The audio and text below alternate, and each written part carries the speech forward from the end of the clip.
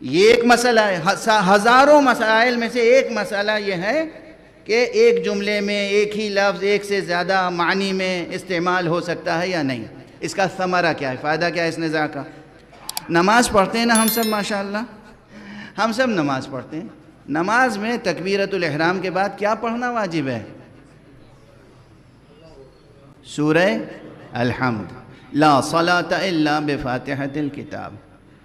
اگر فاتحۃ الکتاب کی تلاوت نہیں ہوئی، یعنی سورہ حمد کی ام الکتاب کی تلاوت نہیں ہوئی، تو نماز ہی نہیں ہوئی۔ یہ ضروری ہے، عام حالات میں، نارمل حالات میں نماز میں سورہ حمد ضروری ہے۔ سورہ حمد کس نیت سے پڑھیں گے؟ سورہ حمد کا پورا مضمون تو دعا ہے، تو یہ اس نیت سے پڑھیں گے کہ میں خدا کی ستائش کر رہا ہوں، یا اس نیت سے پڑھیں گے کہ میں وہ آیتیں پڑھ رہا ہوں، تلاوت کر رہا ہوں جو اللہ نے مصطفیٰ پر نازل فرمائی تھیں صلی اللہ علیہ وسلم۔ کیا واجب ہے؟ اپنی طرف سے اگر نیت کر کے پڑھ لیا نماز گئی، کیونکہ وہ ہو گیا کلام آدمی۔ ہم پر واجب ہے قرآن کی تلاوت،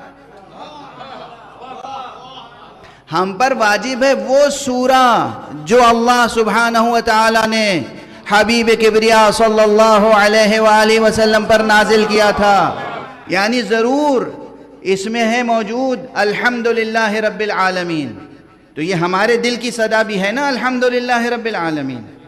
لیکن ہم کس نیت سے پڑھیں گے یہ جملہ؟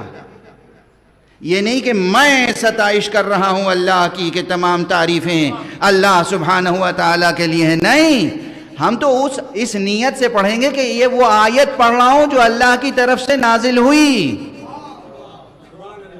ٹھیک؟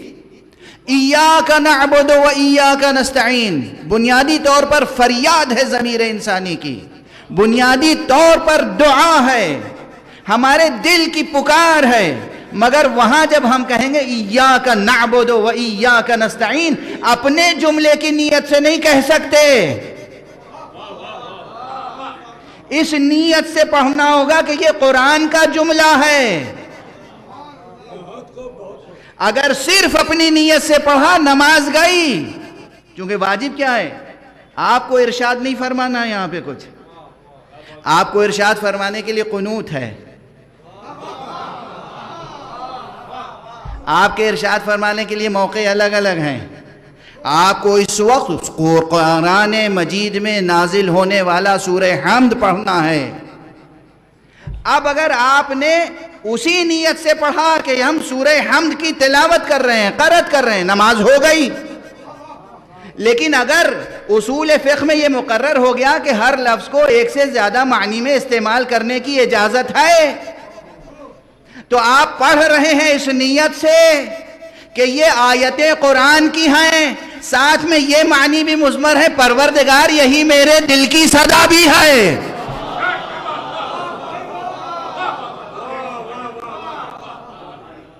غور فرمایا آپ نے؟ تلاوت بھی ہو گئی، دعا بھی ہو گئی، ربط بھی ہو گیا، وصل بھی ہو گیا۔ صلوات پڑھ دیں محمد و آل محمد۔